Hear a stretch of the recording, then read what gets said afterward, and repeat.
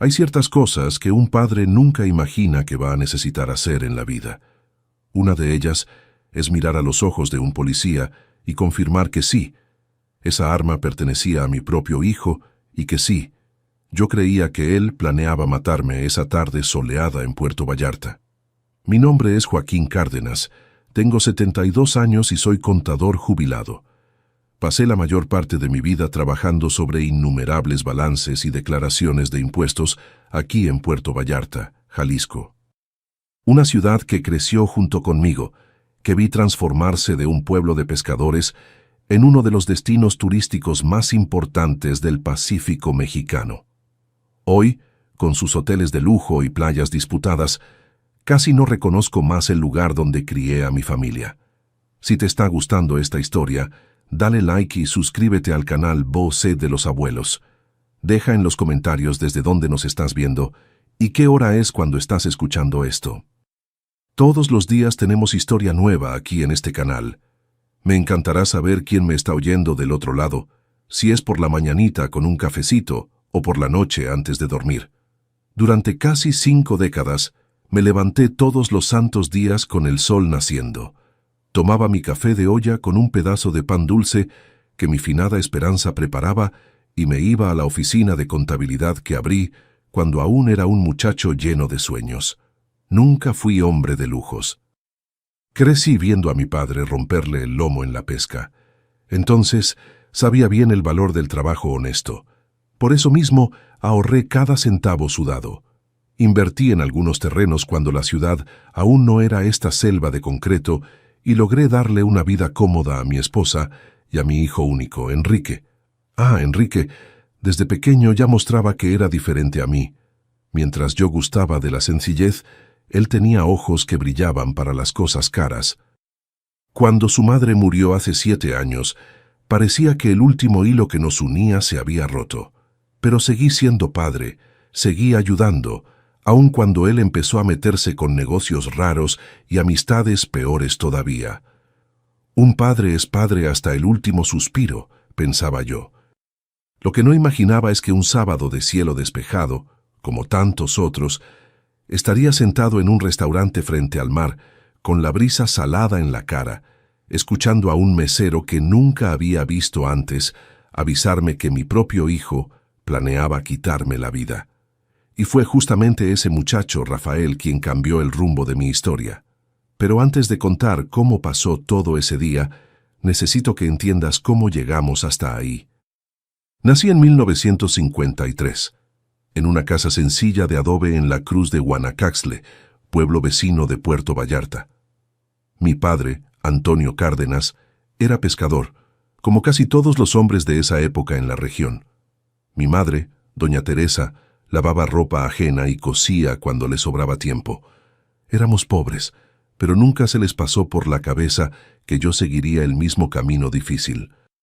Joaquín va a estudiar, decía mi padre con orgullo, aun cuando apenas tenía dinero para el petróleo de la lámpara donde yo leía mis libros.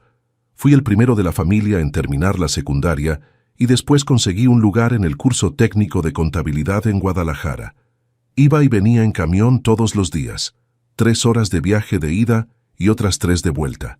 Dormía poco, pero tenía hambre de un futuro mejor. Cuando me gradué en 1973, decidí que regresaría cerca de casa, pero no a la Cruz.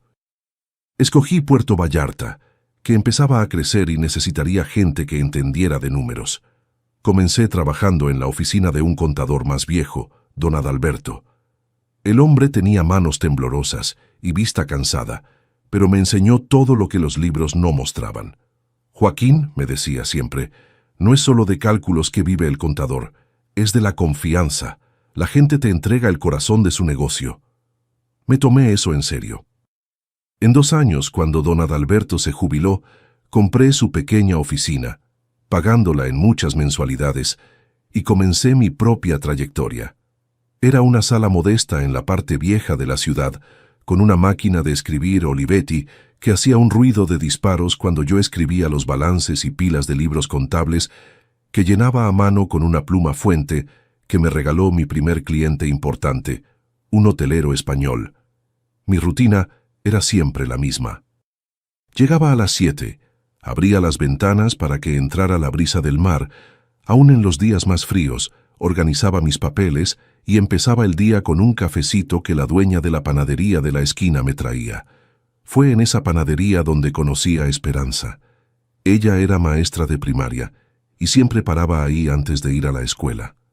Un día se le cayó la bolsa y yo la ayudé a recoger los lápices de colores y cuadernos que se regaron por el suelo. Nos casamos en 1978 en una ceremonia sencilla en la parroquia.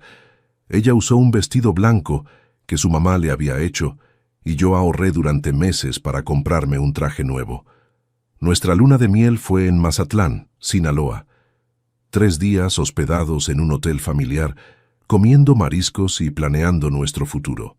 Enrique nació en 1985, después de años intentándolo. Esperanza ya estaba perdiendo las esperanzas cuando llegó el embarazo como un regalo tardío. Fue un embarazo difícil y el parto más difícil todavía. Casi pierdo a los 2 ese día, pero cuando finalmente pude cargar a ese pedacito de persona todo rojo y enojado con el mundo, juré que haría todo para darle lo que yo no tuve. Y lo hice. Trabajaba doble, aceptaba clientes nuevos. Empecé a especializarme en empresas del ramo turístico que crecían en la región. Contraté 2 auxiliares y cambié la oficina a un edificio mejor. Mientras tanto, Esperanza dejó de dar clases para dedicarse al niño. Enrique tuvo de lo bueno y lo mejor: escuela privada, clases de natación, inglés desde pequeño, videojuegos cuando nadie los tenía. Diferente a mí, que iba a la escuela en huaraches y pantalón remendado, él usaba tenis de marca y ropa que su mamá compraba en la Ciudad de México en los viajes que hacíamos una vez al año. Con el tiempo, nuestro único hijo fue mostrando su temperamento. Era inteligente pero flojo en los estudios. Quería resultados rápidos sin el esfuerzo. Tenía amigos que los maestros llamaban malas compañías, pero Esperanza siempre lo defendía. Es una etapa, Joaquín. Todos los muchachos pasan por esto. Yo trataba de creer, pero algo me decía que no era solo una etapa. Cuando Enrique cumplió 18 años, yo ya tenía un patrimonio considerable. Además de la oficina de contabilidad, que ahora ocupaba un piso completo y tenía 15 empleados, había invertido en terrenos por la costa de Puerto Vallarta, cuando los precios aún eran accesibles. Uno de ellos especialmente se volvió una mina de oro cuando la ciudad empezó a valorizarse. Quedaba en una esquina privilegiada frente al mar, en una zona que después se convirtió en la más elegante de la ciudad. Corredores me llamaban toda la semana ofreciendo valores cada vez mayores. Con Enrique crecido, pensé que finalmente podríamos disfrutar de lo que construimos. Esperanza y yo soñábamos con viajes más largos, tal vez hasta conocer Europa. Pero la vida tenía otros planes. Primero vino la graduación frustrada. Enrique abandonó la carrera de administración en el último año. Después, la primera de muchas ideas de negocio de él que necesitaron de mi dinero para salir adelante. Una tienda de equipos de surf que cerró en menos de 2 años. Los emprendimientos de Enrique iban y venían como las mareas. Una cantina que duró 3 temporadas, una tienda de ropa importada que quebró en 6 meses, una sociedad en un food truck que terminó en proceso judicial. Y cada fracaso venía acompañado de pedidos de más dinero que Esperanza insistía en que yo atendiera. Es nuestro único hijo, Joaquín. Tenemos que apoyarlo. En 2018 vino el golpe que cambió todo. Esperanza fue diagnosticada con insuficiencia cardíaca avanzada. La enfermedad progresó rápido, muy rápido. En 6 meses perdí a mi compañera de 40 años. En los últimos días en el hospital, ella aún encontró fuerzas para hacerme prometer que cuidaría a Enrique. Él te necesita más de lo que admite, Joaquín. Le prometí con lágrimas en los ojos, sosteniendo esa mano que ya estaba demasiado fría. El luto vino como una tormenta que arrastra todo. Vendí la oficina a un ex empleado. Ya no tenía ánimo para números. Pasé a vivir en una casa demasiado grande solo para mí, con fotos de Esperanza en cada rincón, y fue en ese momento cuando Enrique apareció con su peor idea de negocio. Quería que vendiera el terreno más valioso que tenía, aquel de la esquina en la costa, para invertir en una oportunidad única con los amigos que había hecho en Guadalajara. Por primera vez en la vida le dije no. Fue una discusión fea. Palabras que nunca deberían decirse entre padre e hijo salieron como veneno. Enrique azotó la puerta y desapareció por casi un año. Traté de contactarlo varias veces, dejaba recados e iba hasta el departamento que él tenía comprado por mí, dicho sea de paso, pero él nunca respondía. Entonces, de repente, hace como 2 meses, recibí una llamada suya. Voz suave pidiéndome disculpas. Papá, necesitamos entendernos. La familia es importante. Confieso que lloré después de colgar, pensando que mi hijo finalmente había madurado. Qué ingenuo fui. Empezamos a vernos de nuevo. Comidas cada 15 días, siempre en restaurantes caros que él escogía y yo pagaba. Me preguntaba de mi salud, hablaba de planes vagos, me mostraba fotos de lugares que quería conocer. Yo notaba que algo había cambiado en él. Un nerviosismo constante, ojeras profundas, una forma de mirar por encima de mi hombro como si siempre estuviera esperando a alguien. Pero estaba tan feliz por tener a mi hijo de vuelta que ignoré las señales.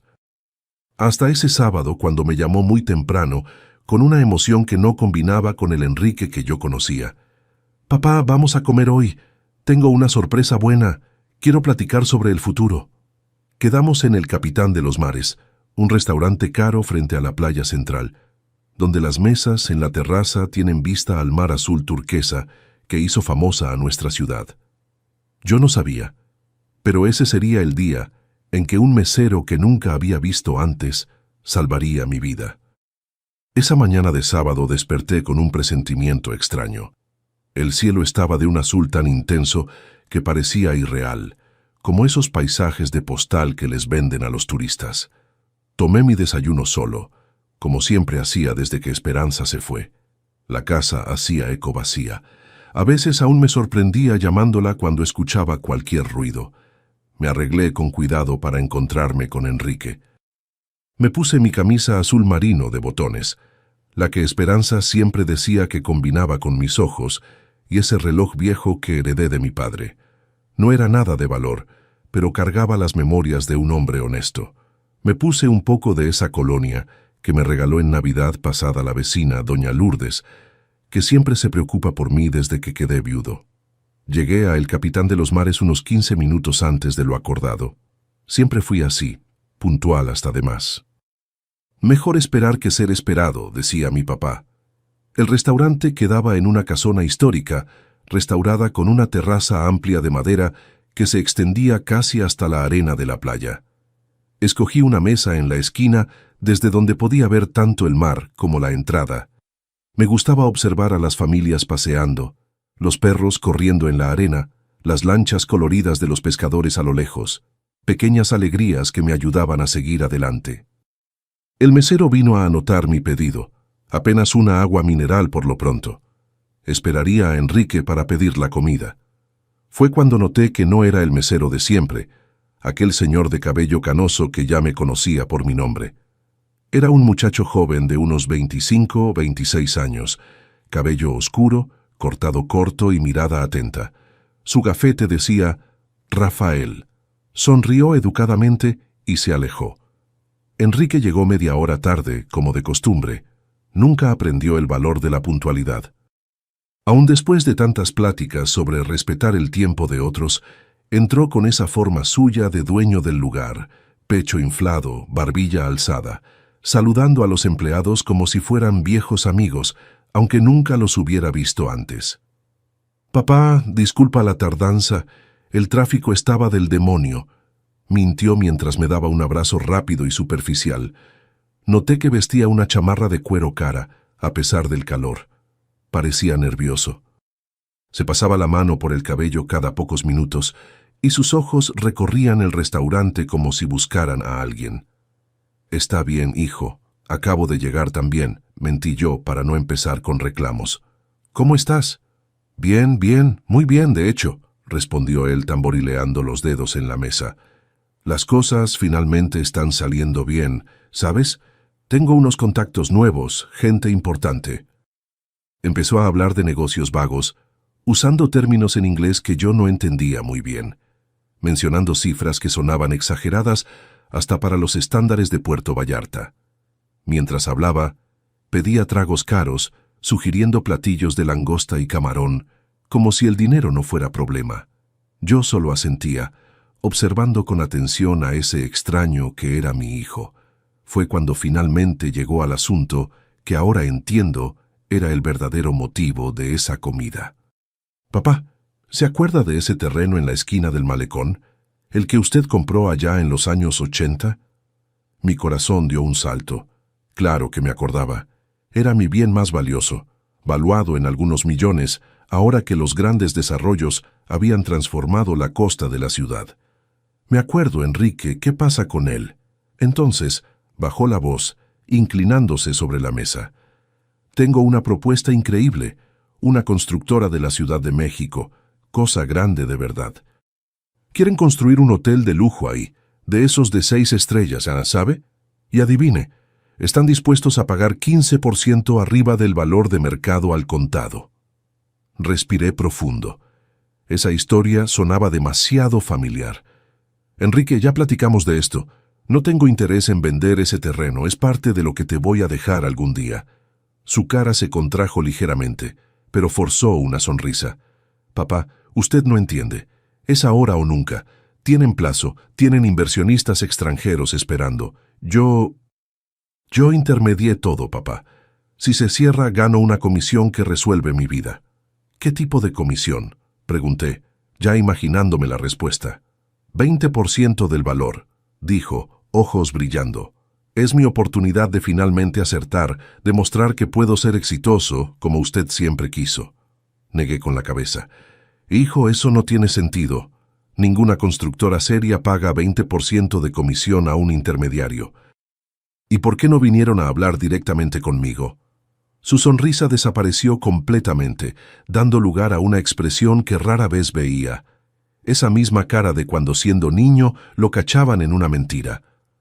Son discretos y yo ya di mi palabra de que conseguiría el terreno. Su voz se puso tensa, casi amenazadora. Papá, usted no entiende la situación.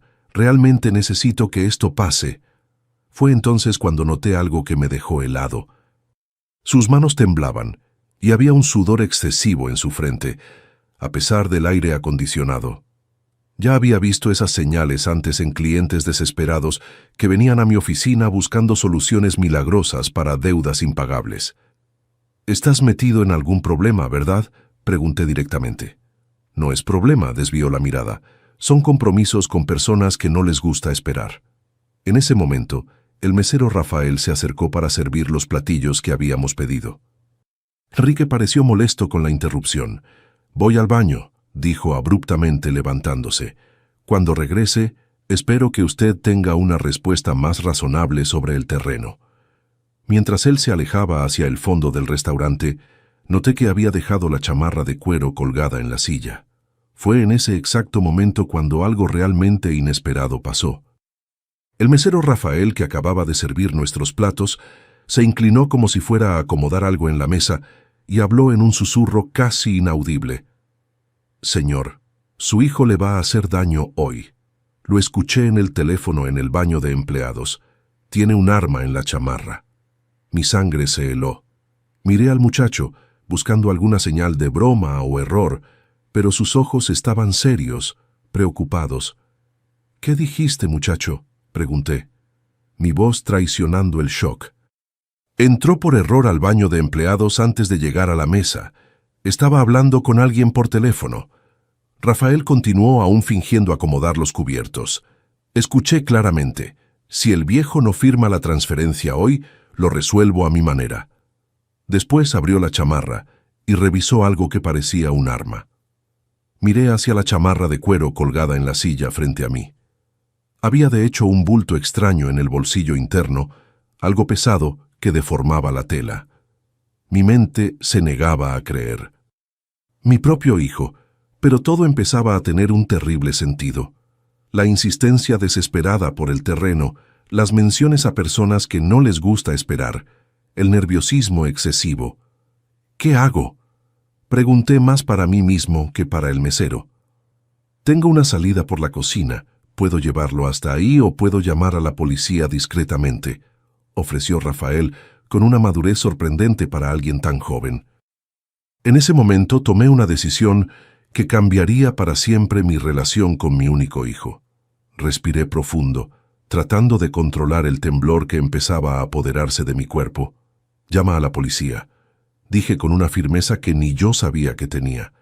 «Pero necesito que hagas una cosa más por mí». Le expliqué rápidamente mi plan a Rafael, que asintió y se alejó discretamente. Lo observé tomando el celular y yéndose a un rincón apartado del salón. Mientras tanto, mis ojos no se despegaban de la chamarra de Enrique. Minutos después, vi a mi hijo regresando del baño. Parecía aún más agitado, pasándose la mano por el cabello repetidamente. Se sentó frente a mí y fue directo al asunto. «¿Y entonces, papá, vamos a hacer negocio? ¿Puedo llamar ahora mismo al abogado que preparó la transferencia? Puede estar aquí en 20 minutos con todos los papeles». Mi corazón latía tan fuerte que pensé que él podría oírlo. Traté de ganar tiempo. «Enrique, esta es una decisión muy seria. Ese terreno es fruto de décadas de trabajo duro. Trabajo, siempre el maldito trabajo», explotó golpeando la mesa. Algunos clientes cercanos voltearon hacia nosotros. Bajó la voz, pero el tono amenazador permaneció. «Usted siempre se preocupó más por esa oficina, por sus terrenos, por su dinero que por mí. Ahora tengo la oportunidad de hacer algo de mi vida, ¿y usted me va a negar esto también?» «No es así, hijo», traté de argumentar mientras discretamente miraba hacia la entrada del restaurante. «Siempre quise lo mejor para ti. Siempre te apoyé en todo». «Apoyó hasta decir no, ¿verdad?», me interrumpió, su cara contorsionada en una mezcla de rabia y desesperación. «Usted no entiende la situación en que estoy, papá. Realmente necesito ese dinero. No es cuestión de elección». Fue cuando noté que deslizó la mano hacia la chamarra.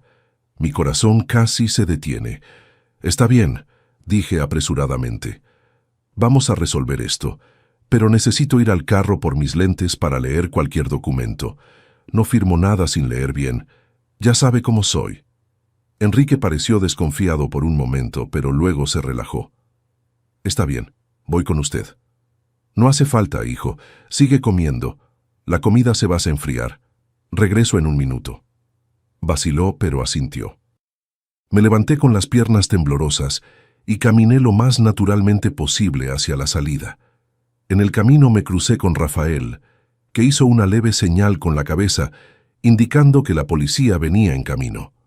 Al llegar a la banqueta frente al restaurante, respiré profundo el aire salado del mar, tratando de organizar mis pensamientos.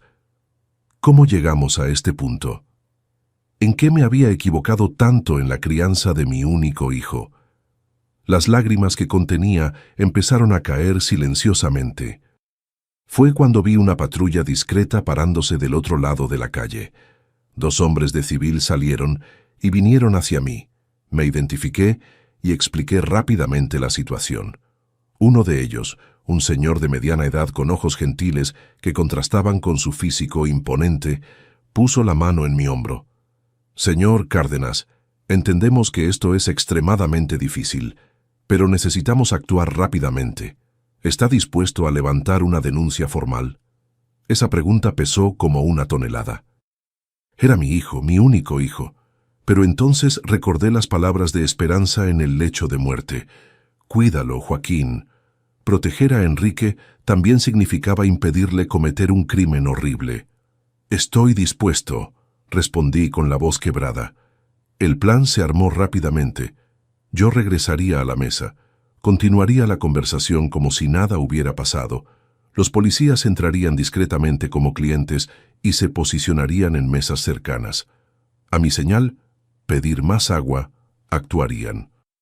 Regresé al restaurante con el corazón en la mano. Enrique parecía impaciente, checando el reloj repetidamente. «Se tardó, papá», dijo desconfiado. «Tuve que buscar los lentes en la guantera. No los encontré», mentí. «Pero está bien. Puedes leerme el documento cuando llegue tu abogado». Pareció relajarse un poco. «Perfecto, ya le hablé. Viene en camino». Durante los siguientes 20 minutos mantuve una conversación forzada. Hablé del clima, de cómo había cambiado la ciudad. Cualquier cosa para mantener el tema lejos del terreno. Enrique bebía un whisky tras otro, cada vez más agitado. Finalmente llegó el momento. Vi a los dos policías discretamente posicionados en mesas cercanas. Rafael estaba cerca del mostrador, observando todo. Levanté la mano y pedí: «Mesero, ¿me puede traer más agua, por favor?». Fue como si el tiempo se hiciera más lento. Vi a los policías levantándose. Enrique, con su percepción agudizada por el nerviosismo, se dio cuenta de que algo estaba mal. Su mano fue directamente a la chamarra. «¿Qué hiciste, viejo?», gritó, los ojos desorbitados. Antes de que pudiera responder, los policías estaban al lado de nuestra mesa. Uno de ellos dijo en voz alta y clara: «Enrique Cárdenas, somos de la Policía Estatal. Necesitamos que se levante lentamente y mantenga las manos visibles». Todo el restaurante quedó en silencio. Enrique me miró y lo que vi en sus ojos me partió el corazón. No había arrepentimiento, solo odio y acusación. «Me traicionaste», dijo, la voz cargada de veneno. «No, hijo, te salvé de cometer el peor error de tu vida». Trató de levantarse bruscamente, pero los policías fueron más rápidos. Uno le sujetó el brazo mientras el otro sacaba de la chamarra un revólver plateado, pequeño pero mortal. Fue en ese momento cuando me di cuenta de que mi hijo realmente planeaba matarme. Los policías lo esposaron mientras él gritaba acusaciones y amenazas. «No sabes lo que hiciste. Ahora me van a matar. Esto es culpa tuya». Me quedé paralizado, observando a ese extraño que compartía mi sangre ser llevado fuera del restaurante. Los clientes murmuraban. Algunos filmaban con celulares. Sentí una mano en mi hombro. Era Rafael. «¿Está bien, señor?», preguntó genuinamente preocupado. No pude responder. ¿Cómo podría estar bien después de lo que acababa de pasar? Horas después, en la comandancia, la verdad salió a la luz. El arma encontrada con Enrique estaba registrada a nombre de un conocido sicario de Guadalajara, un tal Marcelo el Tiburón Silva. En las investigaciones que siguieron, descubrieron que mi hijo se había endeudado con ese grupo, apostando en juegos ilegales y consumiendo drogas caras. La deuda había crecido tanto que la única salida que él vio fue conseguir dinero rápido, mucho dinero. La constructora de la Ciudad de México nunca existió. El plan era simple y terrible. Me forzaría a firmar la transferencia del terreno, y si me negaba, lo resolvería en el lugar como él mismo dijo por teléfono. Después probablemente fingiría un accidente o asalto para explicar mi muerte. Cuando el comandante me contó todo esto 2 semanas después, sentí un vacío inexplicable. Era como si una parte de mí hubiera muerto en ese restaurante, junto con la imagen que tenía de mi hijo. «Señor Joaquín», dijo el comandante, un hombre experimentado de cabello canoso, «en todos mis años de policía he visto muchas cosas malas, pero aún me sorprende lo que la desesperación y la ambición pueden hacerle a las personas».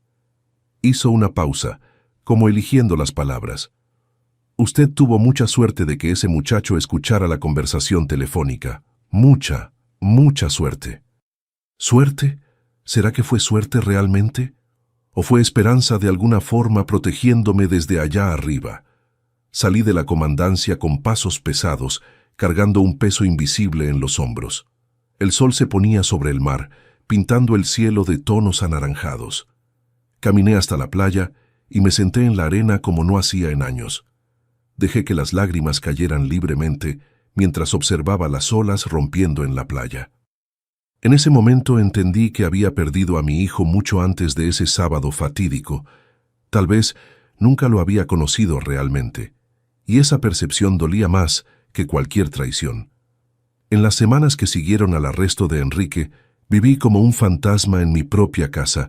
Dormía mal, comía poco, evitaba salir. Los vecinos murmuraban cuando me veían y la historia se había vuelto sensación en los periódicos locales. «Hijo intenta matar a padre por herencia en Puerto Vallarta». Sentía vergüenza como si la culpa fuera mía. Enrique permanecía detenido, esperando el juicio por portación ilegal de arma y tentativa de coacción. Los abogados que contraté, sí, porque aún después de todo no pude abandonarlo completamente, decían que las pruebas eran contundentes. El arma tenía sus huellas, los testigos confirmaban su comportamiento errático en el restaurante y, lo peor, encontraron en su celular mensajes intercambiados con el tal Marcelo Tiburón detallando el plan. Me preguntaba cómo llegamos a este punto. Revisaba memorias de su infancia, buscando señales que pudieran haberme alertado. Recordaba al Enrique niño corriendo por la playa, con un papalote colorido que hicimos juntos. Al Enrique adolescente, rebelde pero aún capaz de sentarse conmigo a ver Juegos del América las tardes de domingo. ¿En qué momento perdí a ese niño? ¿En qué momento se transformó en alguien capaz de planear fríamente la muerte de su propio padre? Fue una tarde lluviosa de jueves que recibí una llamada inesperada. Era Rafael, el mesero que había salvado mi vida. «Señor Joaquín, disculpe que lo moleste, solo quería saber cómo está». Su voz joven, preocupada, me conmovió. Lo invité a un café en la panadería cerca de casa al día siguiente. Para mi sorpresa, aceptó. Rafael llegó puntualmente, vestido con jeans y una playera sencilla. Parecía aún más joven fuera del uniforme del restaurante. Platicamos por horas. Me contó su historia. Era estudiante de Derecho. Trabajaba como mesero para pagarse la carrera. Nacido en Guadalajara, vino a la costa en busca de mejores oportunidades. Vivía en un cuarto rentado con otros 2 estudiantes. Se levantaba a las 5 de la mañana para estudiar antes del trabajo. «¿Por qué arriesgaste tu empleo para ayudarme?», le pregunté finalmente. Miró por la ventana un momento antes de responder. «Mi papá murió cuando yo tenía 12 años. Lo asesinaron en un asalto a la tienda donde trabajaba». Sus ojos encontraron los míos, serios. Siempre pensé que si alguien hubiera intervenido, tal vez estaría vivo. Cuando escuché a su hijo por teléfono, no pude quedarme quieto. Ese encuentro marcó el inicio de un cambio en mi vida. Rafael no era solo el joven que me salvó. Representaba una segunda oportunidad. Empezamos a encontrarnos regularmente. Yo lo ayudaba con dudas legales, basado en mi experiencia de décadas lidiando con contratos y documentos. Él me traía un poco de juventud y esperanza de vuelta. Fue durante una de esas conversaciones que Rafael mencionó casualmente algo que cambiaría todo de nuevo. «Señor Joaquín, estuve pensando, ¿ya consideró que puede haber más personas involucradas en toda esa historia?». Fruncí el ceño. «¿Cómo?». Es que cuando su hijo estaba en el teléfono ese día, no parecía estar hablando solo de deudas. Mencionó algo sobre que los otros se quedarían con su parte. Me pareció raro en ese momento. Esa información fue como una llave abriendo una puerta. De repente, varias cosas empezaron a tener sentido. Las visitas sospechosas que Enrique recibía en el departamento que yo le había comprado, las llamadas misteriosas que atendía alejándose cuando aún vivíamos juntos, los socios que nunca conocí en sus emprendimientos fracasados. Impulsado por una energía que no sentía en meses, comencé mi propia investigación. Pedí ayuda a un viejo amigo, Gerardo, que era comandante retirado. Juntos comenzamos a levantar información sobre las actividades de Enrique en los últimos años. Descubrimos una red compleja de negocios oscuros. Mi hijo no era solo un apostador endeudado, se había involucrado con un esquema de lavado de dinero a través de empresas fantasma. El terreno que tanto quería que vendiera sería usado para construir un desarrollo que serviría de fachada para operaciones ilegales. «Joaquín, esto es serio», me alertó Gerardo en su sala llena de libros viejos. «Esa gente no juega. El tal Tiburón tiene conexiones con narcotráfico y contrabando». «Ya trataron de matarme una vez, Gerardo. ¿Qué tengo que perder ahora?». Mi amigo suspiró pasándose la mano por el cabello canoso. «Pues bien, vamos a hacer esto como debe ser». Gerardo activó sus contactos en la policía activa. Un joven y dedicado comandante de la División de Crimen Organizado, licenciado Mauricio, tomó el caso. Con autorización judicial, hicieron escuchas telefónicas a los principales sospechosos. Revisaron registros bancarios, movimientos financieros sospechosos. Mientras tanto, empecé a recibir llamadas anónimas. voces amenazadoras que prometían que me arrepentiría si no paraba de meter las narices donde no debía. Instalé cámaras de seguridad en casa, cambié las cerraduras, empecé a variar mis rutas diarias. En medio de toda esa tensión, recibí una carta de Enrique en la prisión. Sus palabras eran frías, calculadoras. «Papá, usted necesita entender que hay gente poderosa detrás de todo esto. Lo van a agarrar de una forma u otra. La única salida es que venda ese terreno y me saque de aquí. Podemos huir juntos, empezar de nuevo en otro lugar». Le mostré la carta al comandante Mauricio. Negó con la cabeza. «Señor Joaquín, esto es más evidencia. Está tratando de manipularlo. Aún cree que puede conseguir lo que quiere». La investigación avanzó rápidamente. En 2 meses habían mapeado toda la organización criminal. Marcelo Tiburón era solo un intermediario. El verdadero jefe era un empresario respetado de Guadalajara, dueño de varias empresas legítimas, que usaba su influencia y contactos para comandar operaciones ilegales. Y entonces vino el gran descubrimiento. En uno de los celulares decomisados al cómplice del Tiburón, encontraron grabaciones de audio de conversaciones con Enrique. En una de ellas, mi hijo decía claramente: «Después de que resuelva al viejo, divido el terreno en 3 partes, como acordamos. Ustedes se quedan con 2, yo con una, sin registro oficial, todo por debajo del agua». Cuando el comandante me mostró la transcripción de esa grabación, sentí un frío en la espina. Era la prueba definitiva de que Enrique no estaba siendo coaccionado simplemente.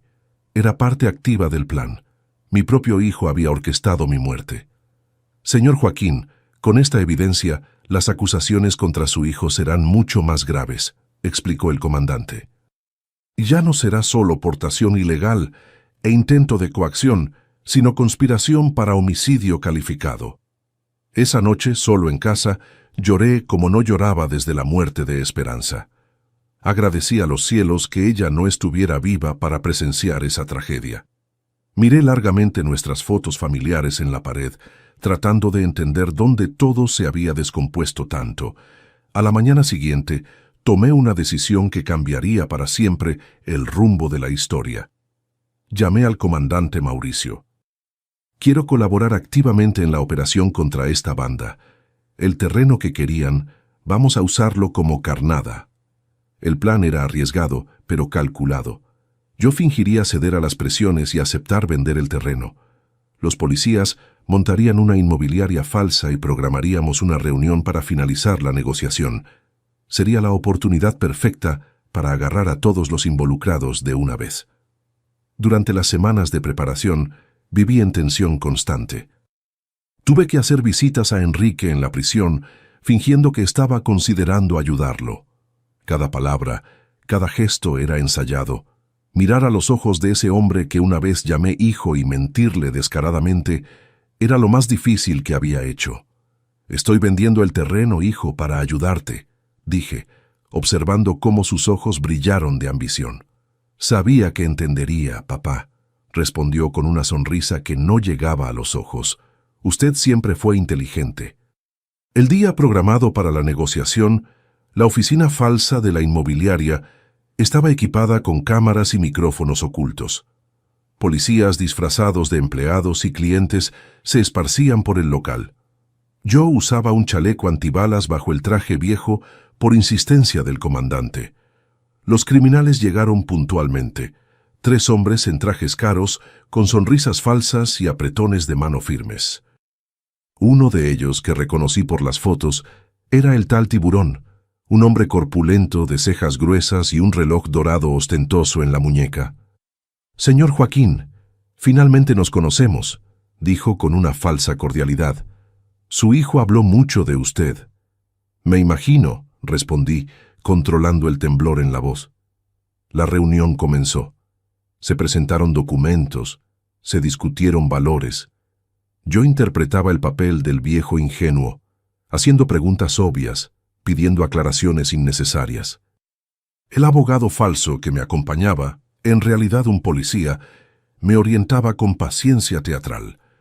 Cuando llegó el momento de la firma, el Tiburón dejó escapar la verdadera naturaleza de la transacción. Después de que firme, señor Joaquín, usted se va a tomar unas vacaciones largas, ¿verdad? Bien lejos de aquí por su propio bien. Era la señal que esperábamos. El comandante Mauricio, que observaba todo desde una sala adyacente, dio la señal por el comunicador. En segundos, la sala fue invadida por policías armados. Policía estatal, todos quietos, manos en la cabeza. La escena que siguió fue caótica. Uno de los hombres trató de sacar un arma e inmediatamente fue inmovilizado. El tiburón, sorprendentemente ágil para su tamaño, trató de huir por la parte trasera, pero fue detenido en el estacionamiento. El tercer hombre, el mayor y aparentemente el líder, permaneció impasible, como si ya esperara ese desenlace. Cuando todo se calmó y los criminales fueron llevados esposados, el comandante Mauricio vino hacia mí con una mirada de genuina admiración. Señor Joaquín, usted tiene valor. Ayudó a desmantelar una de las organizaciones criminales más grandes de la región. Gracias a usted, vamos a arrestar unos 15 involucrados más en los próximos días. Pero yo no me sentía un héroe. Me sentía vacío, exhausto, la adrenalina dando lugar a una tristeza profunda. La operación fue un éxito rotundo. Los titulares de los periódicos locales no hablaban de otra cosa. Ex contador jubilado ayuda a policía a desmantelar banda. Mi nombre no fue divulgado por cuestiones de seguridad, pero en el pequeño Puerto Vallarta los rumores corrieron rápido. La repercusión fue inmediata. La gente me miraba con una mezcla de admiración y lástima cuando pasaba. Recibí llamadas de antiguos clientes, amigos que no me hablaban desde hacía años. Todos querían saber la historia completa. Todos ofrecían apoyo tardío. En el tribunal, semanas después, enfrenté el momento más difícil: testificar contra mi propio hijo. Enrique estaba sentado al lado de su abogado, la cara flaca y pálida después de meses en prisión. Cuando nuestras miradas se cruzaron, no vi arrepentimiento en sus ojos, solo un odio frío y calculador. ¿Confirma el señor que su hijo, Enrique Cárdenas, planeó deliberadamente su muerte para obtener el terreno en cuestión?, preguntó el fiscal. Confirmo, respondí, la voz firme a pesar del dolor en el pecho. ¿Y cómo se siente usted respecto a esto? Miré largamente a Enrique antes de responder. Como un hombre que perdió a su único hijo mucho antes de este día. No sé en qué me equivoqué, pero sé que ya no puedo llamarlo familia. Enrique fue condenado a 12 años por conspiración para homicidio, asociación delictuosa y portación ilegal de arma. Los otros miembros de la banda recibieron penas aún mayores. El tiburón se llevó 18 años y el líder de la organización 25. Cuando salí del tribunal después de la sentencia, una multitud de reporteros me esperaba. Ignoré todas las preguntas, excepto una. ¿Va a visitar a su hijo en la prisión? Me detuve, pensé por un momento y respondí con el corazón pesado. Mi hijo murió para mí el día que descubrí que planeaba matarme. El hombre en la prisión es solo alguien que comparte mi apellido. Fue en ese momento, con cámaras apuntándome, que tuve mi epifanía. Toda esa tragedia podría tener un propósito mayor. El terreno que casi me cuesta la vida podría salvar otras. Han pasado 3 años desde ese juicio que cerró un capítulo doloroso de mi vida. Enrique cumple condena en una penitenciaría en el interior del estado. Recibo ocasionalmente noticias de él a través del sistema penitenciario. Parece que está estudiando, tal vez intentando alguna redención tardía. Nunca respondí las cartas que trató de enviarme. Algunas heridas son demasiado profundas para sanar. En cuanto al terreno que casi me cuesta la vida, tomé una decisión que sorprendió a mucha gente. Un día soleado de primavera, firmé los documentos que transferían la propiedad a una fundación que creé en memoria de Esperanza. La Fundación Esperanza Cárdenas nació con la misión de ayudar a jóvenes de bajos recursos a cursar la educación superior. Pensé mucho en Rafael, el mesero que salvó mi vida mientras luchaba por pagarse la carrera de Derecho. ¿Cuántos Rafaeles había por ahí necesitando solo una oportunidad? La ceremonia de inauguración de la sede de la fundación fue sencilla pero emotiva. En el terreno que antes despertaba tanta codicia, levantamos un edificio moderno y acogedor. En el hall de entrada, una foto de Esperanza sonriendo con su grupo de alumnos de la escuela primaria donde enseñó por tantos años. Abajo, una placa de bronce con las palabras que ella tanto repetía: la educación es el único tesoro que nadie puede robar.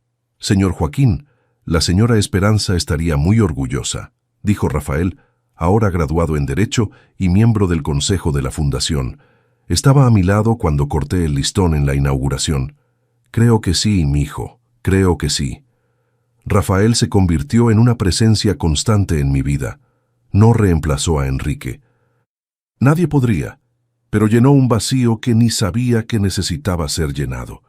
Me presentó a su novia Mariana, una joven maestra de matemáticas llena de sueños e ideales.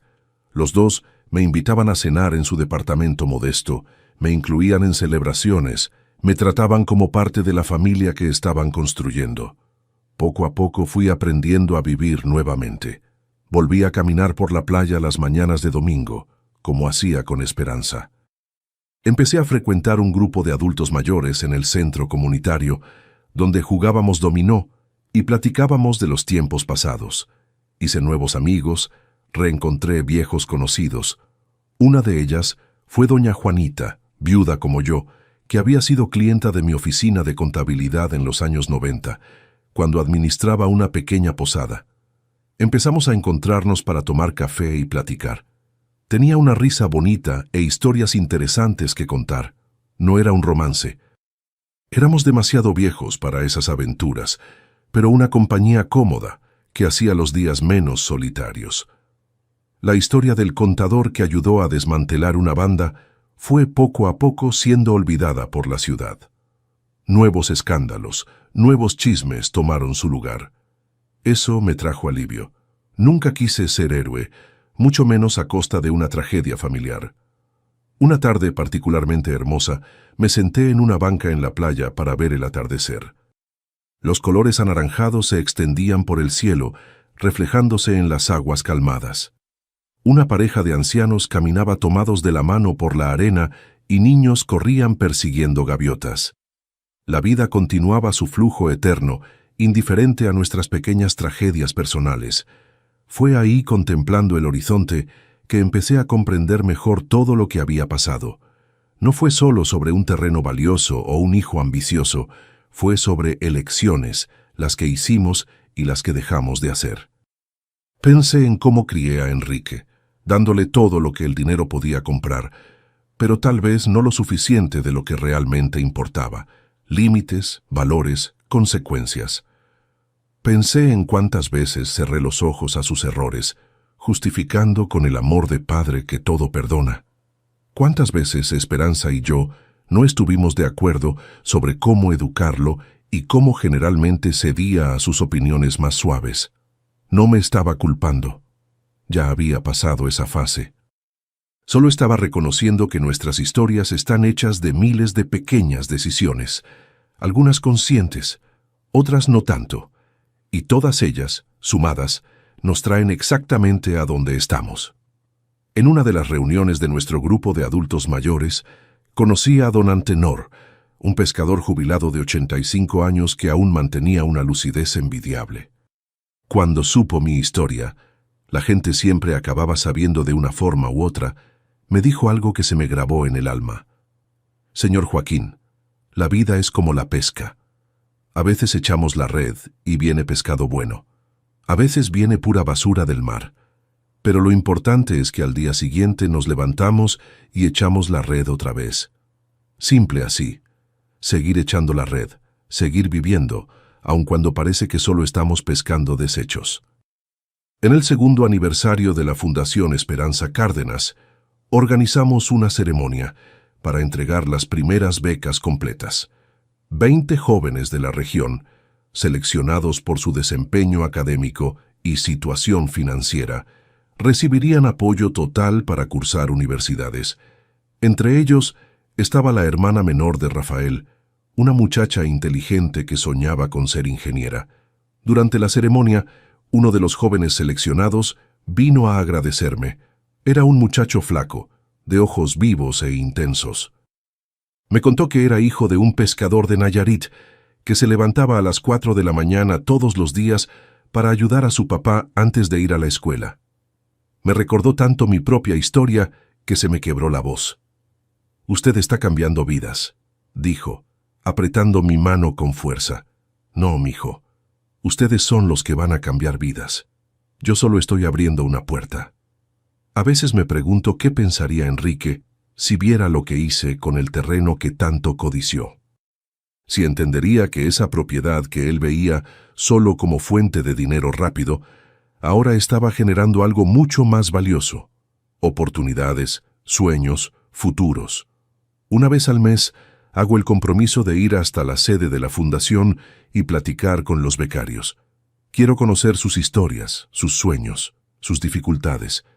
Quiero que sepan que hay un viejo echándoles porras, creyendo en su potencial. Es el tipo de atención que me doy cuenta ahora tal vez faltó en mi relación con Enrique. Rafael se convirtió en el director jurídico de la fundación. Con su conocimiento de derecho y su corazón generoso, ayudó a estructurar programas que van mucho más allá de las becas: orientación profesional, acompañamiento psicológico, intercambios. La fundación creció más de lo que jamás imaginé. Al final del tercer año, recibí una noticia inesperada. Enrique había solicitado una audiencia con el juez para reducción de condena por buen comportamiento. Como parte del proceso, escribió una carta de arrepentimiento que, por algún motivo, el juez creyó importante que yo leyera. Dudé por días. El sobre se quedó sobre mi mesa de noche sin tocar. No quería reabrir esas heridas, revivir ese dolor. Pero una noche, después de una cena con Rafael y Mariana, que ahora esperaban su primer hijo, me sentí lo suficientemente fuerte para enfrentar las palabras de Enrique.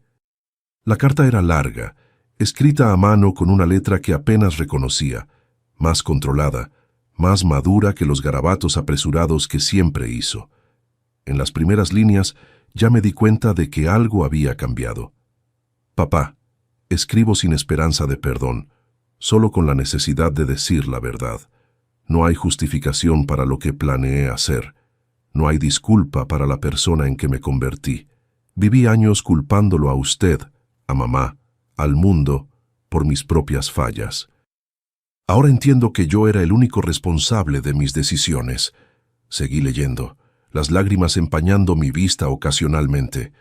Enrique hablaba de un programa de rehabilitación que estaba siguiendo, de un mentor, un capellán de la prisión, que lo ayudaba a ver sus errores. Contaba sobre estar estudiando administración a distancia, sobre dar clases de matemáticas a otros reos. Hablaba de arrepentimiento, de vergüenza, de un dolor que lo consumía por dentro. En la última página, una frase me pegó como un rayo. «No pido que me vea de nuevo ni que me escriba de vuelta. Solo quería que supiera que finalmente entendí el valor de su trabajo, de su honestidad, de todo lo que trató de enseñarme. Me tardé demasiado en aprender esa lección». Doblé la carta cuidadosamente y la guardé en un cajón. No respondí. Aún no estaba listo. Tal vez nunca lo estaría. Pero algo dentro de mí se tranquilizó un poco esa noche. Semanas después, en una reunión del consejo de la fundación, surgió una idea: crear un programa de reinserción social para exconvictos, ofreciendo capacitación profesional y oportunidades de trabajo. Rafael estaba entusiasmado con la propuesta. «Ya tenemos contactos con varias empresas socias. Podríamos empezar con cursos técnicos y seguimiento individualizado», explicó, los ojos brillando con esa pasión juvenil que tanto admiraba. Me quedé en silencio, pensativo. «¿Qué opina, señor Joaquín?», preguntó Mariana, notando mi vacilación.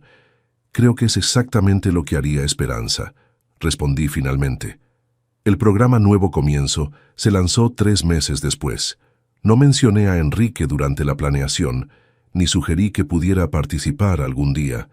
Algunos puentes tal vez fueran imposibles de reconstruir, pero saber que estábamos creando algo que podría ayudar a personas a no seguir el mismo camino trajo una sensación de propósito mayor a mi vida. Hoy, a los 72 años, miro hacia atrás y veo una vida llena de altos y bajos, de alegrías y tragedias, de conquistas y pérdidas.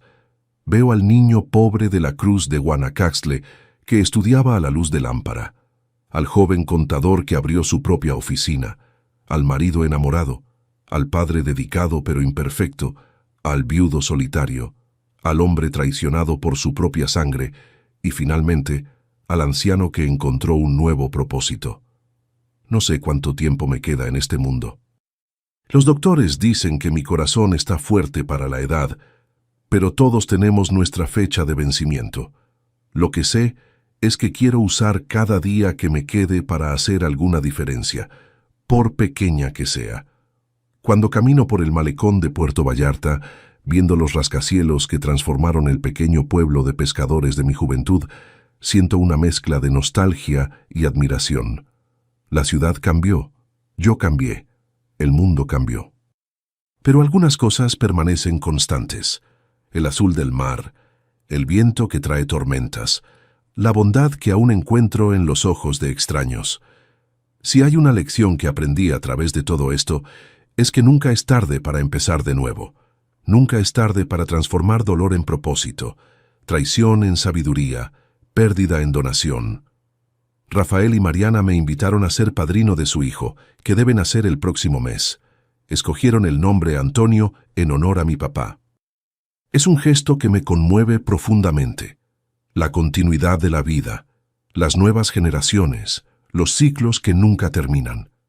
Tal vez algún día, quién sabe, encuentre fuerzas para visitar a Enrique en la prisión. No para absolverlo o para recomponer lazos que fueron irremediablemente rotos, sino para mostrar que ambos sobrevivimos a la tormenta que creamos, que ambos, a nuestra manera, estamos tratando de arreglar lo que se puede arreglar. Mientras ese día no llega, sigo viviendo un día a la vez, agradeciendo las pequeñas bendiciones. Un café caliente en las mañanas frías, la sonrisa de doña Juanita cuando jugamos cartas, la satisfacción de ver a los jóvenes de la fundación graduándose y realizando sus sueños, el abrazo apretado de Rafael cuando compartimos buenas noticias. Y sigo agradeciendo también a un joven mesero que, en un día común de trabajo, tuvo el valor de involucrarse, de susurrar una advertencia, de salvar la vida de un viejo que ni conocía. Rafael no solo salvó mi vida ese día, me dio la oportunidad de redescubrir su significado. Gracias por escucharme hasta aquí. Si te gustó mi historia, dale like y suscríbete al canal Voz de los Abuelos. Quien vio hasta el final, comenta ahí abajo la palabra Nuevo Comienzo. Y no dejes de checar las otras historias aquí del canal. Aquí en la pantalla tienes dos que te van a gustar. Un abrazo de este viejo que aprendió que aún en las peores tormentas siempre existe la posibilidad de un nuevo amanecer.